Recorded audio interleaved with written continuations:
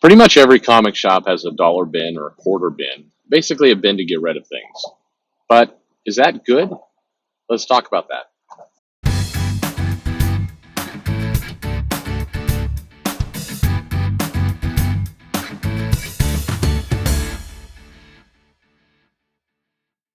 Hey there, this is Perch.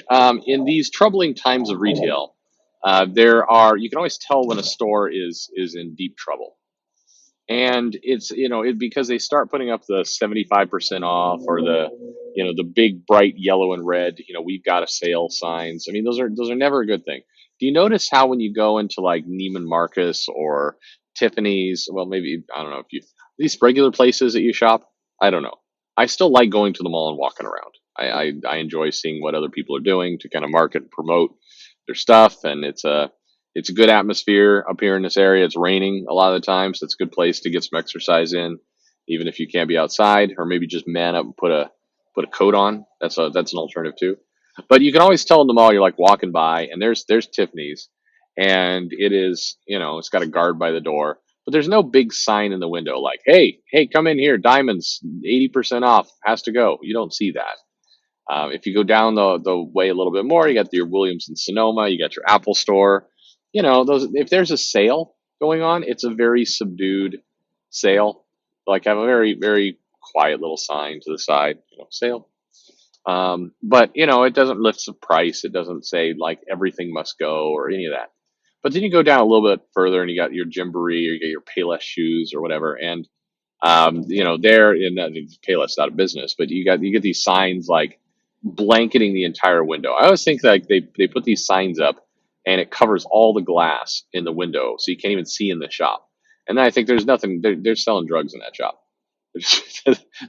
Or the workers are like, screw it, just plaster the glass with these things. We're just going to get high here, sitting with the shoes, and then we're going to just start playing with the shoes, and who knows? It'll be whatever. But anyway, you can sense that desperation.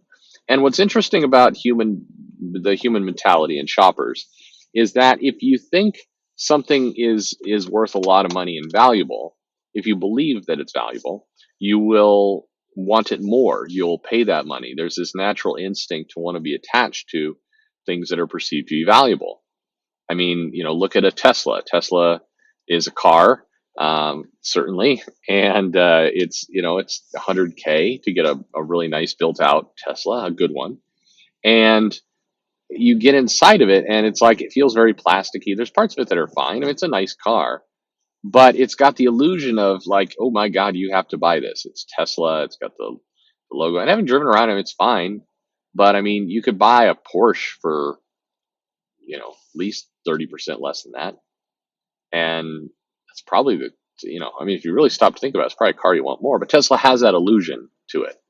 At any rate, so what does it have to do with comics? Well, a lot of comic shops have the dollar bin, the quarter bin, but it's a double-edged sword. So on one hand, you just need to get rid of these comics. You've got this excess inventory built up in your store, and you need to get rid of them.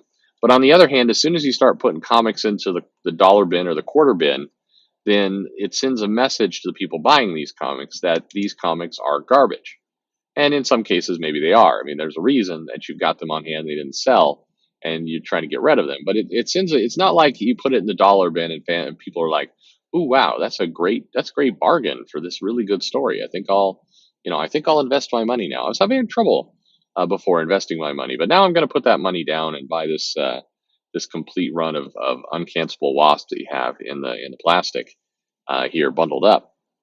But that's not how the human mind works. The human mind goes, oh, here's these junk comics. I don't know. Do I want any of these? I don't know. Maybe, like, would my kid like this?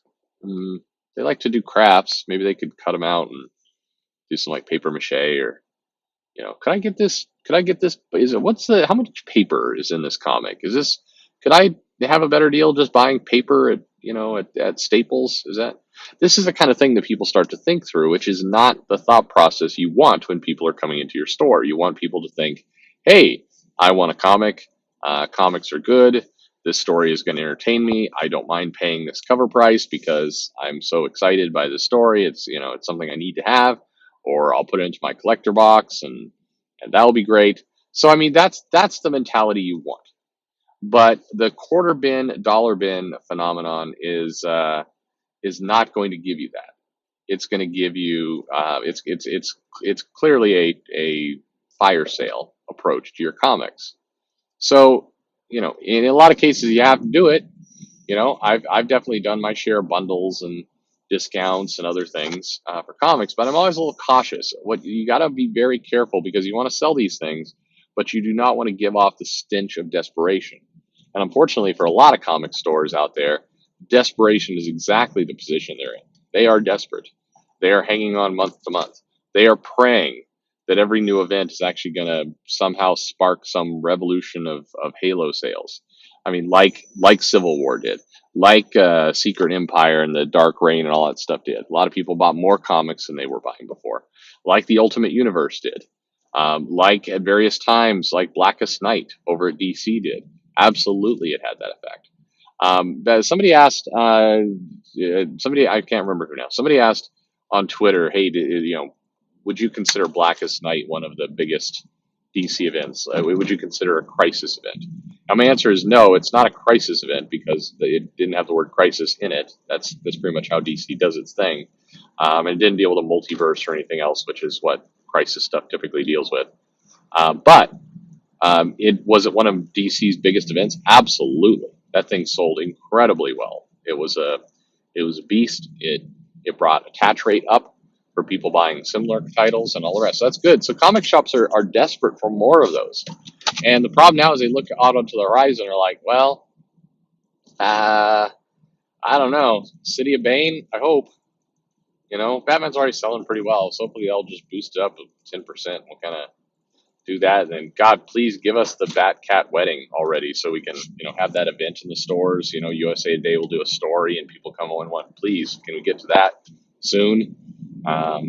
And by the way, if you want to see just people just melt down and completely lose their minds, if they do the Batman Catwoman miniseries that's coming up, and they kind of tease, will this, if the solicit for number one is like, will this lead to a wedding? Question mark, question mark. You'll get some immediate rage right out the gate there. But then if the limited series does not end with a wedding, or worse, they tease all throughout the whole thing that, ooh, will we or won't we, will we or won't we? And it's like, well, we won't.